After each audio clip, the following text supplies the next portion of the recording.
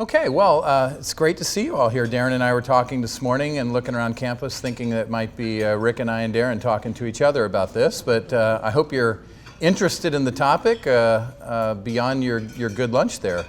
But thank you for coming.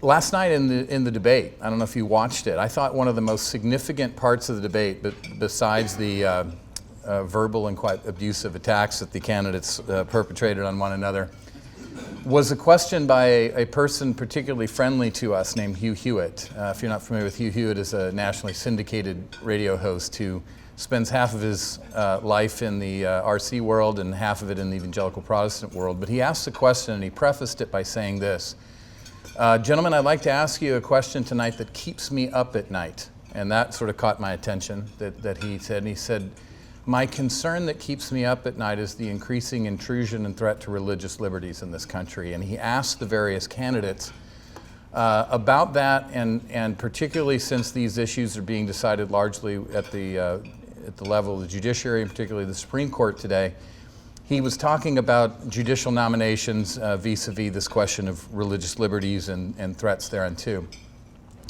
I thought particularly telling was Governor Kasich's answer to the question. And if you didn't hear it, I'll paraphrase it by saying this.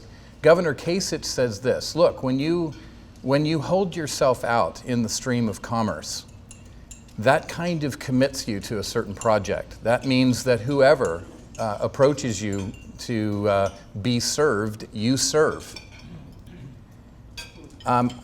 From my particular viewpoint on this, that was quite distressing to me, and that if I had been a Kasich supporter, that would have been a major element in my thinking about whether to support the governor in his quest for the Republican nomination.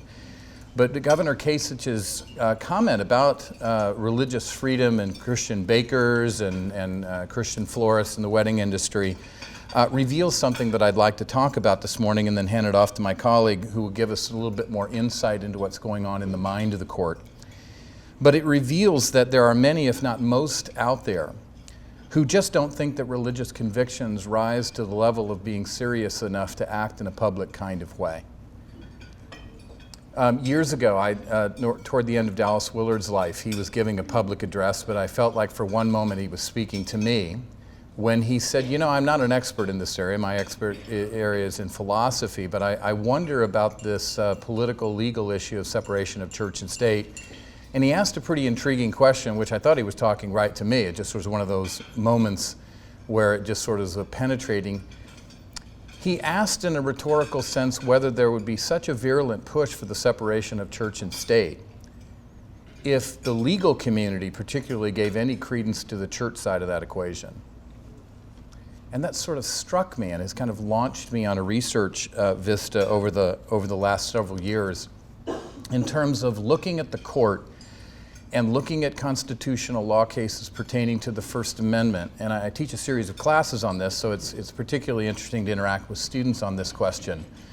But it seems to me that if you look at modern day jurisprudence, the what's called obiter dicta, the extra commentary that these jurists throw in on their court decisions, when they speak about religion itself and their views of religion, it seems to be quite denigrated. Both in terms of its public role that it's meant to play, but in terms of its epistemological status. It seems to have received a demotion over the last 75 years or so. And I'd like to sort of just very quickly reveal that to you. But this quote from Willard, I think, nicely encapsulates something that we as believers need to think about here. I thought I may have my slides in front of me, so I'll try to read these words. Serious and thoughtful Christians today, says Willard, find themselves in a quandary about knowledge on the one hand, and religious belief and practice on the other. This quandary is a socially imposed one, he says. In the context of modern life and thought, they are urged to treat their central beliefs as something other than knowledge, something in fact far short of it. Those beliefs are to be relegated to the categories of sincere emotion, blind commitment, and behavior traditional for that social group. And yet believers, they cannot escape the awareness that those beliefs do most certainly come into conflict with what is regarded as knowledge in the educational and professional circles in public life. So what I'd like to talk to you this morning is give you a very brief sketch of something, and I will have to walk through it particularly quickly given our time. But I want you to see a very notable dichotomy between how religion was viewed, particularly at our founding, and I would argue that dominated most of at least the 19th century in America, between how religion was viewed in its place in the public order during this era and how the court reveals what it reveals about religion and its place in the public order today. And here's the bottom line. If, in fact, religion has been relegated, and that's sort of the back end of our story, to the private sphere and demoted from the realm of knowledge to mere belief, I think this represents one of the key elements that represents a growing threat to religious freedom in this country. And here's why. If what we think about in terms of what religion is not particularly serious, then increasingly the courts of law in this country, in those courts of law, there will be a growing resistance to granting exceptions to laws of general application, because we generally in the legal community don't grant exceptions to laws of general application unless we think those exceptions rise to the level of being something serious to consider. So with that said, let's sort of do a brief excursus through the past and compare this to where the court is today on these particular questions. So religion in the past. The common assumption made about the history of religion in the United States, and one I'd like to just take a brief moment to try to dispel, was that the early colonial establishments took religion very seriously to the point where they established theocratic political orders. And that as we moved through the 18th century in the burgeoning United States and toward the successful American Revolution and the formation of the Constitution, that religion becomes less important. It becomes less important in American public life. And so by the time we get to the Constitution and the First Amendment to the Constitution in 1791, there's a growing narrative out there that religion's place in the public order, since it was so waning, was that what we set up in the constitutional order as manifested in the First Amendment was to be a secular public order. And if there's any doubt of this, one needs to only cite Jefferson in his letter to the Danbury Baptists in 1803 with this famous phrase, separation of church and state. I'd like to give you a small sampling here via these slides, demonstrating that this was not the common assumption and understanding of religion and its place in the American public order. And I hope to demonstrate very quickly what these quotes illustrate was that there was broad agreement about something about religion in the public order. Namely that religion and religious-based morality was meant to inform and provide an indispensable support, in the words of George Washington, supports to the political and social order. So religion and its public role. At the time of the founders and the time of the founding, few Americans doubted that religion, fostered by religious liberty, played a vital and vibrant public role in culture. What was disputed, however, were whether this vibrancy would be promoted via religious establishments or religious disestablishments. So what's interesting is that despite the common contemporary belief that advocates of religious disestablishment, people like Madison, Jefferson, and the like, that they thought that religious disestablishment was designed to establish a kind of privatized view of religion and hence a secular public order. But this was largely not the case, because advocates of both religious establishments during the day and disestablishmentarians just simply differed on the means to the same end. They both saw a vital role for religion's vibrancy and a public role for religion in the American public order, but they just disagreed, disestablishment, establishment, about how to get there. A noted church-state scholar in the area summarizes this issue nicely, and he says, interestingly, both groups professed a common objective, which was to increase the influence of religion in society as an instrument of social order and stability. On the one hand, disestablishmentarians believed that true religion would flourish if freed from the control and monopoly of the civil state. Proponents of an establishment tax, on the other hand, argued that since religion is indispensable to social order and stability, the civil state has a duty to facilitate sustaining aid for religion, lest religion's influence in the community be allowed to atrophy in the want of resources. So while it's a tough case to make that all the founding fathers were high churchmen, and they certainly were not, or even Orthodox believer, there was among them an almost unchallenged assumption that religion was to play a critical and important public role in the maintenance of American political institutions. So religion and morality, again, informed by religious values, were indispensable supports for the social order and political prosperity. A noted historian of the day, Ramsey, argues this. He argued, remember that there can be no political happiness without liberty, and there can be no liberty without morality, and there can be no morality without religion. A more modern-day historian called this the founding generation syllogism. Virtue and morality are necessary for a free and republican government. Religion is necessary for virtue and morality, therefore religion is necessary for republican government.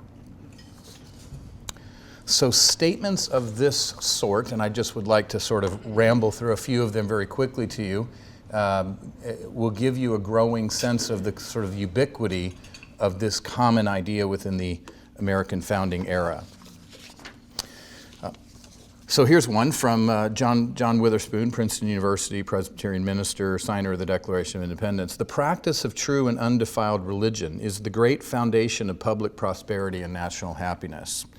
John Adams, statesmen, my dear sir, may plan and speculate for liberty, but it is religion and morality alone which can establish the principles upon which freedom can securely stand. The only foundation of a free constitution is pure virtue. We've no government armed with power capable of contending with human passions unbridled by morality and religion. Our Constitution was made only for a moral and religious people. It is wholly inadequate for the government of any other. Benjamin Rush, the only foundation of a useful education in a republic is to be laid in religion.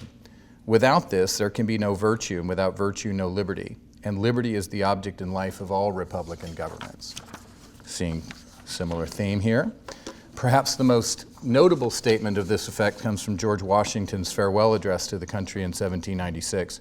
Of all the dispositions and habits which lead to political prosperity, religion and morality are indispensable supports. In vain would that man claim the tribute of patriotism who should labor to subvert these great pillars of human happiness. And let us with caution indulge the supposition that morality can be maintained without religion. Jefferson's a little more complicated than people give him credit for. And can the liberties of a nation be thought secure when we have removed their only firm basis, a conviction in the minds of the people that these liberties are a gift from God? That they are not to be violated but with his wrath. Indeed, I tremble for my country when I reflect that God is just. A noted Supreme Court justice in really the first 30 years of the country's existence that had significant commentaries on the role of religion in the state said this, Joseph Story, indeed the right of a society or government to interfere in matters of religions will hardly be contested by any persons who believe that piety, religion, and morality are intimately connected with the well-being of the state and indispensable to the administration of civil justice. The promulgation of the great doctrines of religion can never be a matter of indifference in any well-ordered community. It is indeed difficult to conceive how any civilized society could exist well without them. So I have a few more, but for the sake of time, I'll pass by those. But you may also be familiar with Alexis de Tocqueville, who comes over in the Jacksonian era and makes some observations about religion. And here in this quote, he calls religion America's first political institution. So I think you get the sense of this idea, and this idea largely endures throughout the 19th century in America, and even large sectors of the American legal community had such a view into the 20th century. Things begin to change in the 1940s, but by the 1950s, such a statement starts to be seeming very anachronistic, where Justice Douglas says in a famous First Amendment case that we are a religious people whose institutions presuppose a supreme being. Quite anachronistic to the modern court. So I'd like to end our time by looking at a brief excursus of this modern sense of religion and give you a few minutes of that. Beginning around the 1940s, the court begins to paint a very different picture of religion and adjudicates accordingly. According to the modern court, religion is seen as a divisive, coercive element in society, best quarantined to the private life of the individual where it will not upset political or public life. A series of cases in the 1940s, the court begins to explain that the intent of our public life is to establish a secular unity. Therefore, in light of, quote, centuries of strife that religion has brought upon the nation and, quote, bitter struggles associated with the state establishment of religion, the court held that the First Amendment of the Constitution entailed a virulent separation not only of church and state, but of religion and the public order, and that's where we find ourselves today. The most famous case that really starts the judicial time clock ticking on this issue is the Everson versus Board of Election case in 1947. And particularly contentious in Justice Black's reasoning in this case was his portrayal of America being filled with turmoil, civil strife, and persecutions generally generated in large part, he argued, by religion and religious sects. The intent of the First Amendment, he claimed, was to rid the country of this, to rid the country of the former days in which inflammatory sermons were preached by establishment preachers, inciting a, quote, burning hatred of dissenters, and such practices were, quote, so commonplace as to shock the freedom-loving colonials into a feeling of abhorrence. Now, quite a different picture of religion. Pressing on the majority's legal argument here was the legal conclusion as well as that making a claim that religion was merely a private matter. Justice Jackson argued in the same case that the intent of the First Amendment was to, quote, take every form of propagation of religion out of the realm of things that would directly or indirectly be made public business, and to keep bitter religious controversy out of public life. And here you get a sense of his thinking with his colleague, Justice Rutledge, who argued this: not simply an established church, but any law respecting an establishment of religion is forbidden. The amendment's purpose was not merely to strike at an official establishment of a single sect, creed, or religion, outlawing only a formal relation, such as had prevailed in England. Necessarily, it was to uproot all such relationships. But the object was broader than separating church and state in the narrow sense. It was to create a complete and permanent separation of the spheres of religious activity and civil authority by comprehensively forbidding every form of public aid and support for religion. In fact, he argued, we've staked the very existence of the country on the faith that complete separation between state and religion is best for both. Okay, so I'm out of time here, but I could go on, but I think this gives you a flavor for what starts happening in the 1940s with the court. By the time you get to the 1980s, you have a series of cases raising issues involving public displays of religion that had been here since the country's founding. And it's really fun to have undergraduate students read these cases because they're expecting the court to rule things like nativity scenes and crosses in various places in public areas unconstitutional. But in most cases, they do not rule them unconstitutional. But what's interesting and pertinent for our discussion here is the manner in which they don't rule them unconstitutional. They keep them and allow them to remain in these public sectors, but only under the conditions that they're stripped of their religiosity. That if they are presented on their own merits, if religious displays are presented on their own merits, then they would be struck down. So the majority in these cases strip religion, denigrate it, and call it a kind of vestige of the past, and therefore we can kind of allow these things. So what might be going on in the mind of the court that would be leading to this? So I'll turn that aspect of the topic over to my colleague and launch your show, Darren.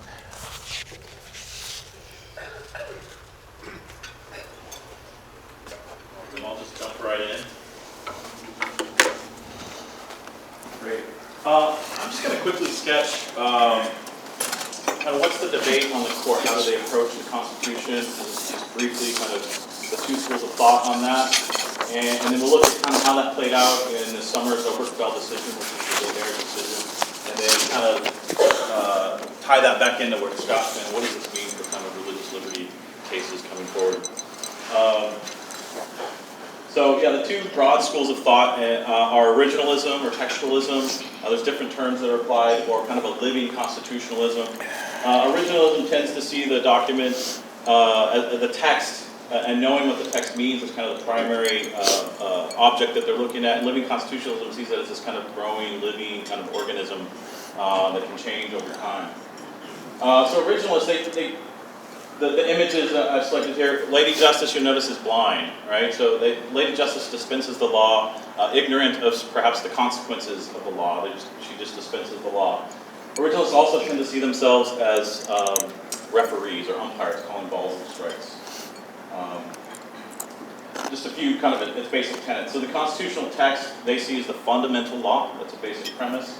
And then it reflects the sovereign will of the people. Notice the people have created this fundamental law to govern it. And for them, that's a key link, because that's the democratic link. So if they can link themselves to the text, they're linking themselves to the will of the people.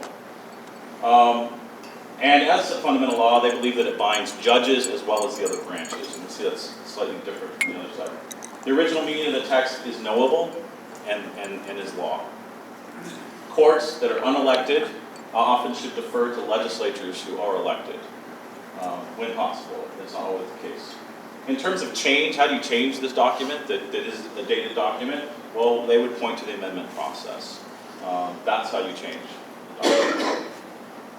And for them, judges, the bottom line for originalists is, quoting Federalist 78 here, judges should never substitute their will for the will of the people as articulated in the text of the Constitution. Now, the critique of originalism from a living constitutionalist point of view often is said that this is too rigid. It doesn't allow for quick adaptations to social change. In William Brennan's famous phrase, it ties us to the dead hand of the past. Right? So that's kind of the brief critique there. The living constitutionalism, you see that Lady Justice peaks every now and then. And living constitutionalist judges do kind of take seriously that they see themselves as change agents, as agents of progress. Lost my bearing here. For them, the plain meaning of the text is unknowable. And we'll see some quotes where they kind of say, we're not quite sure what it means, therefore, what follows. And they believe that the Constitution must reflect the needs and the values of today's society. Right?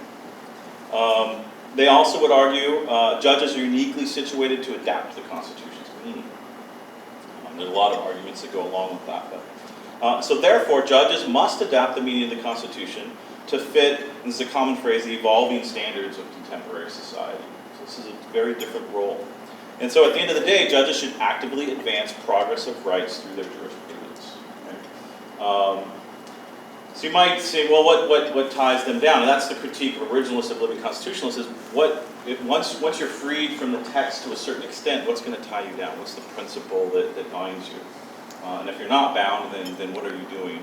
And then the originalist critique of that is that there's a democratic problem, counter-majoritarian difficulty is what they say. That these are unelected judges making these adaptations and issuing in this progress. So this is kind of a brief sketch of the two views. There's a lot more that could be said, but I just want to kind of lay those out there.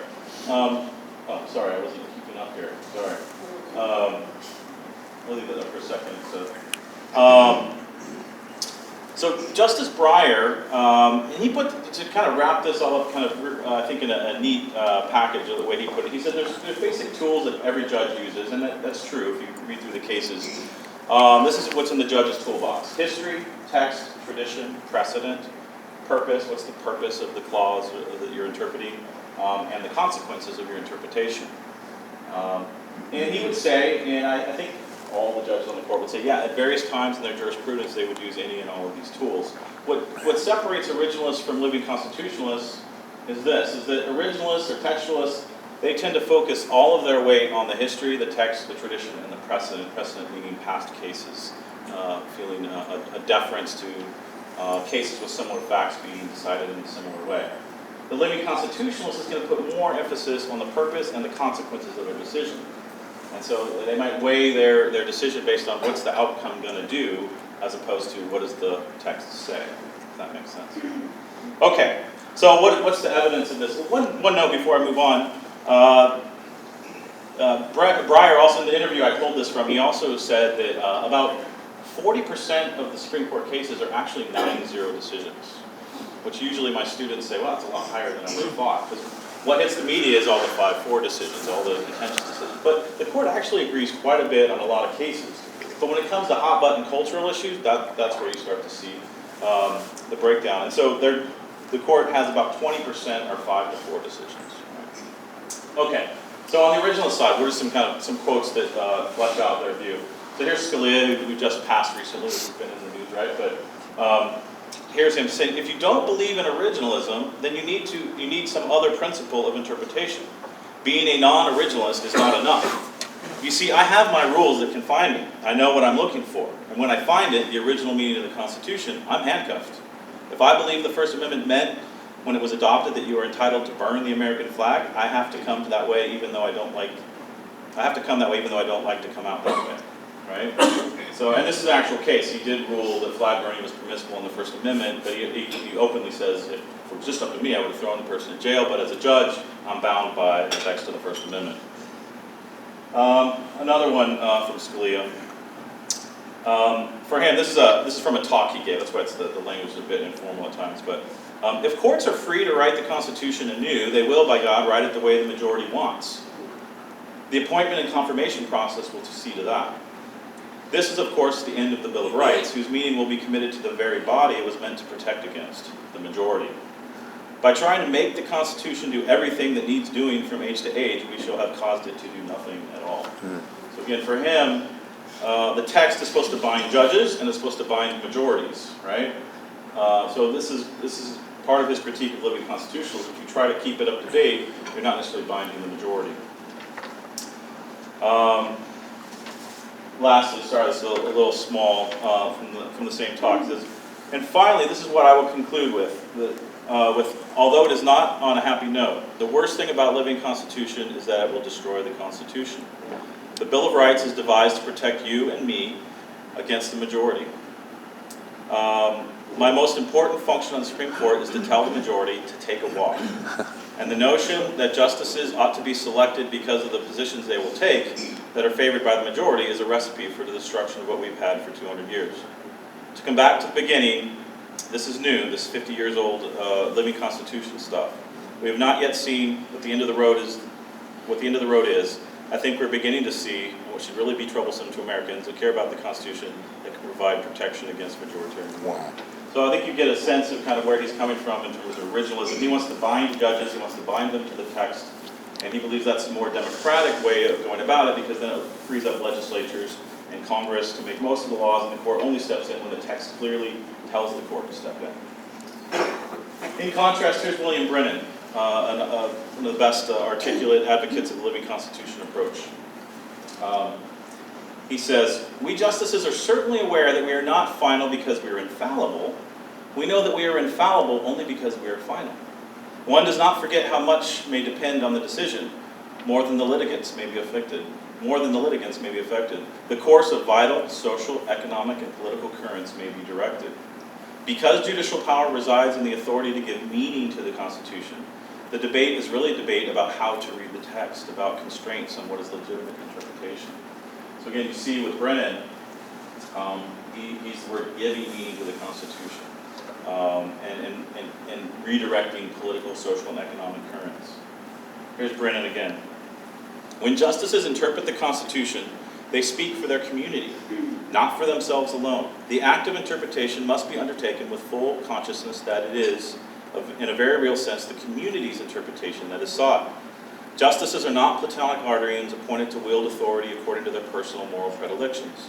Precisely because coercive force must attend any judicial decision to countermand the will of the majority, the justices must render constitutional interpretations that are received as legitimate. So, in a partial answer to the originalist critique, living constitutions like Brennan say, well, we're rooting our decision in what the community would do. So they're trying to get a sense of what the community would rule in this way. But as you saw from Scalia, that's precisely what he doesn't want. That's precisely what he thinks the Bill of Rights was constructed to do, was not to give in to the will of the community when an important principle is at stake. Here's Tribe, another leading living constitutionalist, and he and Scalia have a wonderful exchange in a book called A Matter of Interpretation. And just as a side note, some of you may have seen some of the articles upon his death of how his best friend on the court was Ruth Bader Ginsburg, and they had this long-going friendship, a deep, deep friendship, and they couldn't be more opposite. And he has this great quote that says, I don't attack people, I attack ideas, and some very good people have some very bad ideas. And I think in the spirit of how Christians dialogue about politics, that's probably good to keep in mind, and my students always like that quote. It's like, let's focus on the ideas and not the people. So here's Tribe. He says, precisely what the authors and ratifiers of that part of Article 1, he's trying to understand part of the Article 1, actually meant to say is in a sense lost to us forever, in another sense not crucial. So you can see he's like, we can't really tell what this text means necessarily, and we shouldn't really even try. And a little further down, in reference to the same interpretive exercise, he says, the text has been launched on a historic voyage of interpretation, in which succeeding generations would elaborate what the text means in ways all but certain not to remain static. So the text isn't this fixed, discernible meaning, it's been launched on a voyage. But, again, similar to Brennan, he says, to prevent that interpretive task from degenerating into an imposition of one's personal preference or values under the guise of constitutional exegesis, one must concede how difficult the task is, avoid all pretense that it can be reduced to passive process of discovery, that's what Scalia is trying to discover the meaning, rather than constructing an interpretation, and then replace such a pretense with a forthright account, incomplete and inconclusive though it might be. And again, this is put forward, the community will judge it acceptable or not acceptable. Okay, hopefully you have a good sense of the different approaches. So how did this play out in terms of Obergefell this summer? And I, since it came out, I've given it to my students, like, here, if you want to see how these things play out, this is a great example of how they play out. This is the majority opinion written by Kennedy up there in the corner. And he says this: the nature of injustice is that we may not always see it in our own times. Again, this kind of temporal reference. The generations that wrote and ratified the Bill of Rights and the 14th Amendment did not presume to know the extent of freedom in all its dimensions. And so they entrusted to future generations a charter protecting the right of all persons to enjoy liberty as we learn its meaning. When new insight reveals discord between the Constitution's protections and received legal structure, a claim of liberty must be addressed. So again, the court is intervening, it's updating the Constitution, right? The meaning of the Constitution can't be known clearly, and it needs to be updated to meet contemporary zeitgeist. Here's in the dissent. Here's a couple from the dissent. Here's Roberts. The court is not a legislature. Whether same-sex marriage is a good idea should be of no concern to us. And again, that umpire idea. We're just calling balls and strikes. We don't care which team wins. Under the Constitution, judges have the power to say what the law is and not what it should be. The people who ratified the Constitution authorized courts to exercise neither force nor will, but merely judgment. And there he's quoting Federalist 78. Here's Scalia again in the dissent. The strikingly unrepresentative character of the body voting on today's social upheaval would be irrelevant if they were functioning as judges. That is, answering legal questions whether the American people had ever ratified a constitutional provision that was understood to prescribe traditional definition of marriage. But of course, the justices in today's majority are not voting on that basis, and they say they're not. And to allow the policy question of same-sex marriage to be considered and resolved by a select, patrician, highly unrepresentative panel of 9 is to violate a principle even more fundamental than no taxation without representation. It's no social transformation without representation.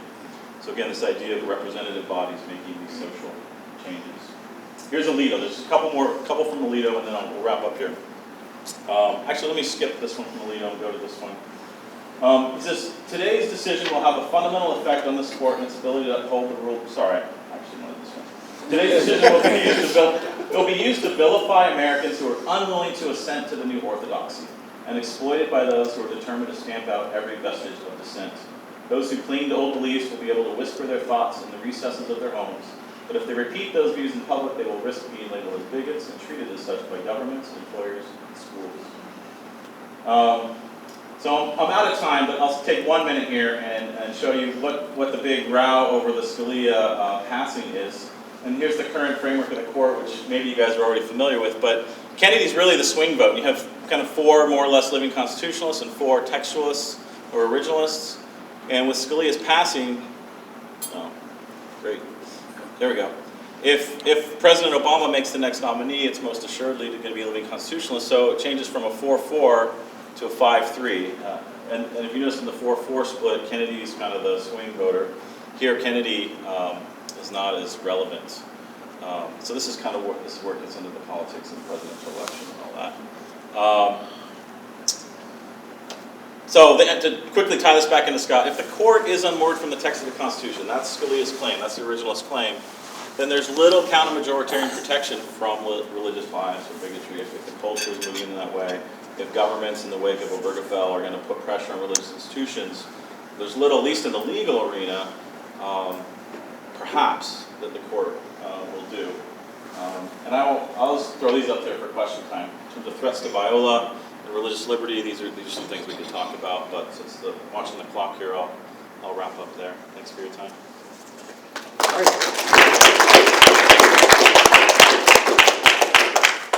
And I say, how about if you guys come back up here and we'll just turn it open for questions or comments that you guys might have for either Scott or Darren, or just general comments relative to this.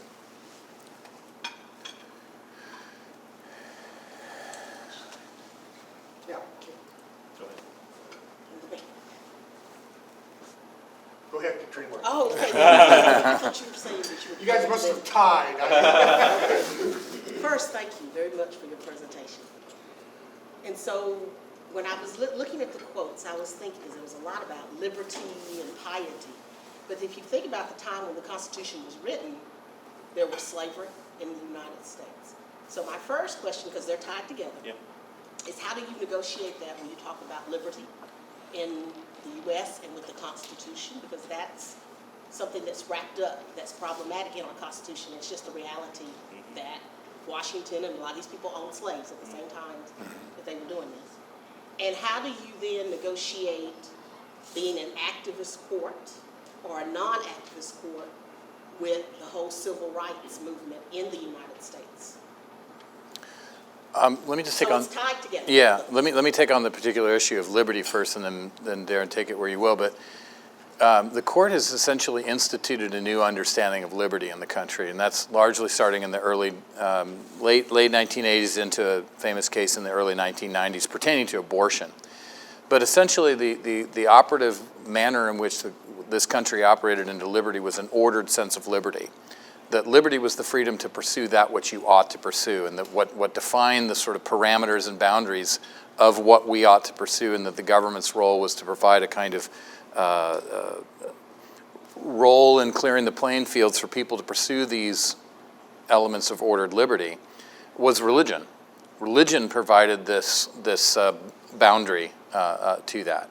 The court has redefined liberty, and this has massive implications for us in this particular setting regarding religious freedoms and religious liberty, because now liberty has basically been defined by the court in the early 1990s as having the ability to define whatever you want to do short of bear harm. Well, that's an interesting, there's a whole aspect of dignity law that applies in this particular case. But how this plays out in the religious liberty line is this. There's the current head of the EEOC right now that says if we ever encounter a legal case which involves the conflict between sexual liberty and religious liberty, that she can't think of a single instance in which religious liberty wins. And so that obviously has some significant impacts to a religious institution like Biola. So that's the first thing I would want to say. Now, I don't know, you want to add to that? Or? Yeah, no, in terms of, no, you raise a good point. We talk about this every semester when we go over the Declaration. All men are created equal, but the founders had slaves, right? We could probably spend the whole time on that. But I would say Lincoln's answer to that was the founders, Jefferson and those, he phrased it this way, I'm paraphrasing Lincoln. He said they strived to set up a maxim for a free society, that this was a principle to be strived for, and if not be able to achieve in their generation, future generations would try to live up to that principle. So that's how Lincoln kind of squared that circle. In terms of the court and civil rights, yeah, you're right. But the court has a mixed, if you look at it, the court has a mixed record on civil rights, right? People go back to the Brown case, Brown v. Board of Education, great, but then they don't think back to the Plessy versus Ferguson case or the Dred Scott case. So if you're going to hand over these crucial social decisions to 9 justices, it's not clear exactly how they're going to go on these things. And in fact, the court, during the Reconstruction period, they struck down several Civil Rights Acts that the Republican Congress had passed in that day, postponing such an act till the 1960s. So Yeah, I don't, yeah, so you're right. I mean, it's a interesting issue, and the court hasn't always come out well on that thing, on those issues. Thank you. Yeah. And then Kent, I think you, The thing that struck me in the quotes that you had posted up there, Scott, was the word religion. Religion is everywhere, and we assume what we're talking about when we talk Yeah. about religion. I mean, my understanding is that the category of religion is already, and it's an invention, in a sense, meant to privatize what people do under the general genus of religion. So I guess I don't really understand what the connection could be between religion and morality, given that there are many different supposed religions that fall into this genus. So I'm wondering, like, what did these people mean when they said religion, the quotes that you put up? They were very confident that religion and morality were intertwined. Of course, we know today that different religions have different views on moral issues. So Right. what did they mean? Well, I think they were referring to Christianity. I mean, this was certainly demographically the dominant religious voice of the day.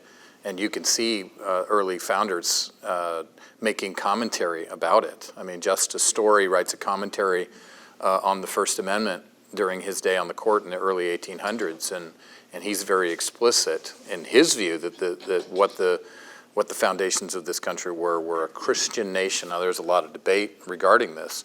Now, of course, what happens, particularly in the aftermath of the Civil War, you start to see a lot of non-Protestant immigration, mostly Catholic immigration, which creates a kind of religious pluralism that has to sort of be navigated over the next several decades, more than that really.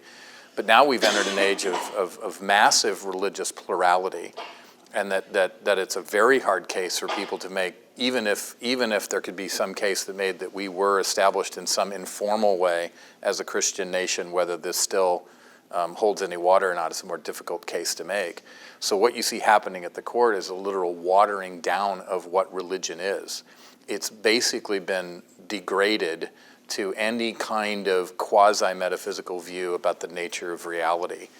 And that raises serious questions as to what the protections of the First Amendment might even offer us anymore, because it does use the word religion. Did you want to add any of that? well, on that vein, Kent, it strikes me that, and you guys might be able to speak to this better as well, but there's a part of, when I read that term there, I had a very similar reaction. Interesting that religion and morality are joined at the hip. For us as Christians, we should have a little bit of an adverse reaction to that, right? Not that we don't fund morality through religious transformation, but we get really queasy when we combine that. That sounds more like what a Pharisee might say than what Jesus might say. But that said, in this context, I think you have a context where, I'm thinking of Kant here. So he invokes the notion of the divine as a final court, almost a deistic sort of final court of appeal that keeps everyone living under the fear of God. So whatever that morality is, we want everyone to have a sense of one day that morality will be enforced. Maybe there's differences with it, we're not even really thinking about that so much when we're invoking this, is that there really is a judgment day. And whatever you make to be transcendent will hold you morally accountable. And in the absence of something like that, everything is delegated to the vagaries of your political society, and that's really problematic. So I think there's that kind of a I role being suspect, played. I think Scott's answer is right, that religion was sort of a code word for Christianity. No, I don't think there's any question about it when you But I read in don't that think era. If that's true, what that suggests is that what's happened isn't that suddenly we have politicians who want to attack religion. It's that we now have a societal setting in which that original coding doesn't make sense any longer. So religion can't function in the way that it once was. And it wouldn't be possible for it to function in that way anymore. Well, there are certainly voices out there that argue counter to that. I did my doctoral dissertation on Richard John Newhouse, and one of the leading voices arguing quite contrary to that contention, that his project was to reinvigorate and reinvestigate the American regime and revitalize the role that religion was to play publicly. And his understanding of religion was a Judeo-Christian and even the major religions. It wasn't a watered down thing, but he thought religion was to be reinvigorated in the American public order. I would just add one other thing to that in terms of, I would read part of that also in the context, they were well read in the classics as well. And so, one of the themes in Plato's Republic is that order in the soul leads to order in the Republic. So there's this notion that well-ordered souls lead to civic harmony, and it wasn't a mistake. Aristotle put democracy on the bad side of the ledger. He thought it was a bad form of government. It was essentially ruled by the mob. So this kind of classical idea that if you go to a democracy and unleash kind of all this popular passion, what are they going to do? What's the mob going to do? And so the idea that they had well-ordered souls, however that might come about, and in their context, I think it was Christianity, but if you could have well-ordered souls, then democracy might have a fighting chance of working well. Quick comment from Greg, and then we should. Yeah, to follow up on Ken's point, so as the religious terrain in America becomes extremely diffuse in the 20th century, and these don't speak with one voice, that helps explain why it's no longer thought of as a knowledge tradition. Whereas sexual preference, which in one of your quotes was the contrast, is universal. Everybody has one, and so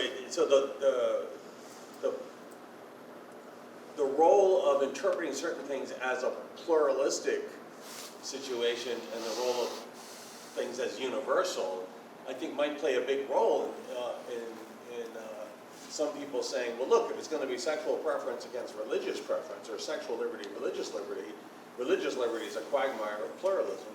Everybody's got a sexual liberty issue, then it just seems clear.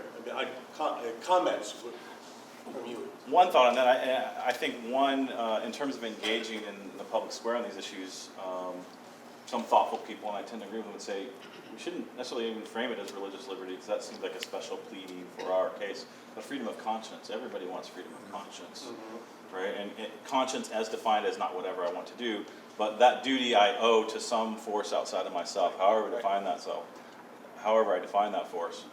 That has much wider purchase in society. People don't want to be forced by the government's coercion to violate their conscience.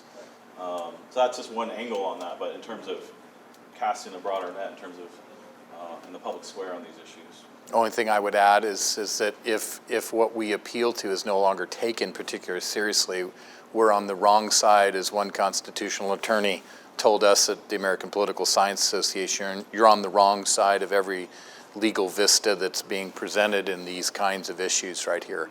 So, yeah.